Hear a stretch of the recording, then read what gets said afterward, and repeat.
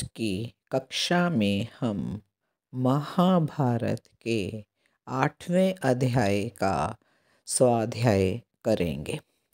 पिछले कल 7वें अध्याय में हमने देखा कि विचित्रवीर्य की दोनों पत्नियां अंबिका और अंबालिका और उनके दासी तीनों के पुत्र उत्पन्न हुए।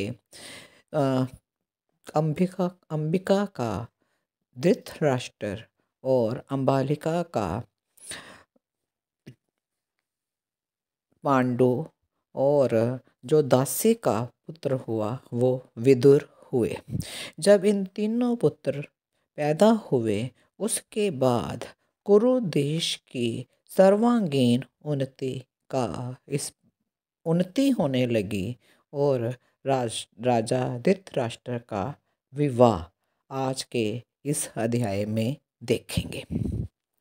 वैशंपायन जी कहते हैं, जनमेजय उन तीनों राजकुमारों के जन्म से कुरुवंश, कुरुजांगल देश और कुरुक्षेत्र इन तीनों की बड़ी भारी उन्नति एवं समृद्धि हुई। पृथ्वी पर खेती की उपज बहुत बढ़ गई। सभी अन्न रस से भरपूर होते थे। बादल ठीक समय पर वर्षा करते थे। वृक्षों में प्रभूत फल और फूल लगने लगे। कोई भी मनुष्य डाकू नहीं था।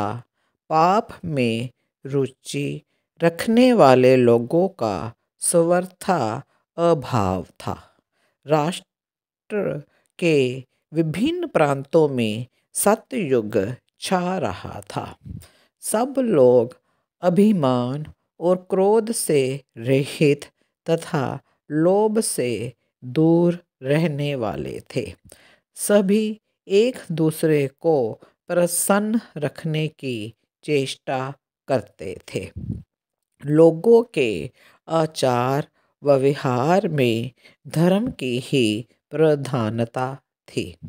कौरवों द्वारा बढ़ाए हुए उस रमणीय जनपद में ना तो कोई कंजूस था और ना ही विधवा स्त्रियां देखी जाती थी।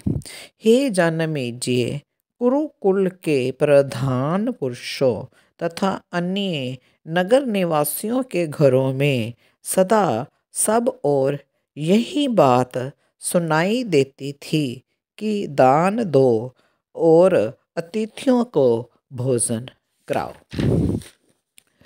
धृतराष्ट्र, पांडु और परम विद्वान बुद्धिमान विदुर, इन तीनों भाइयों का भीष्म जी ने जन्म से ही पुत्र की भांति पालन किया। उन्होंने ही सबके संस्कार कराए। तब वे ब्रह्मचर्य व्रत के पालन तथा वेदों के स्वाध्याय में तत्पर हो गए। परिश्रम और व्यायाम में भी उन्होंने विशेष कुशलता प्राप्त की। फिर धीरे धीरे वे युवावस्था को प्राप्त हुए। धनुर्वेद, घोड़े की सवारी, गदा युद्ध, ढाल तलवार के प्रयोग, गज शिक्षा और नीति शास्त्र में वे तीन भाई पारंगत हो गए। उन्हें इतिहास, पुराण, ब्राह्मण ग्रंथ तथा नाना प्रकार के शिष्टाचारों का भी ज्ञान कराया गया। वे वेद वेदांगों के तत्वज तथा सर्वत्र एक निश्चित सिद्धांत के मानने वाले थे। पांडु धनुर्विद्या में उस समय के मनुष्यों में सबसे बढ़कर पराक्रमी थे। इसी प्रकार राजा धृतराष्ट्र दूसरे लोगों की अपेक्षा शारीरिक बल में बहुत बढ़कर थे। राजन, तीनों लोकों में विदुर जी के समान दूसरा कोई भी मनुष्य धर्मपरायण तथा धर्म में ऊंची अवस्था को प्राप्त नहीं था। धृतराष्ट्र अंधे होने के कारण और विदुर जी पार्श्व शूद्रा के गर्भ से ब्राह्मण द्वारा उत्पन्न होने से राज्य ना पा सके अतः सबसे छोटे पांडु ही राजा हुए। एक समय की बात है, संपूर्ण नित्यजियों में श्रेष्ठ गंगानंदन भीष्म जी धर्म के तत्व को जानने वाले विदुर जी से ये न्यायोचित वचन बोले। भीष्म जी बोले, पुत्र विदुर, हमारा ये कुल अनेक सद्गुणों से संपन्न होकर संसार में विख्यात हो रहा है। ये अन्य भूपालों को जीतकर इस भूमंडल के साम्राज्य का अधिकारी हुआ है। वत्स, हमारा ये कुल भविष्य में भी समुद्र की भांति बढ़ता रहे। निस्संदेह वही उपाय मुझे और तुम्हें भी करना चाहिए।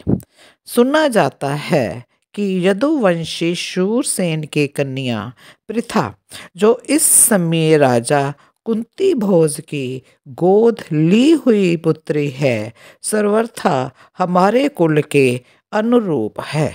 इसी प्रकार गंधार राज सुबल और मद्र से नरेश के यहाँ भी एक एक कन्या सुनी जाती है। वत्स, वे सब कन्याएं बड़ी सुंदरी तथा उत्तम कुल में उत्पन्न हैं। वे श्रेष्ठ क्षत्रिय गण हमारे साथ विवाह संबंध करने के सर्वथा योग्य हैं।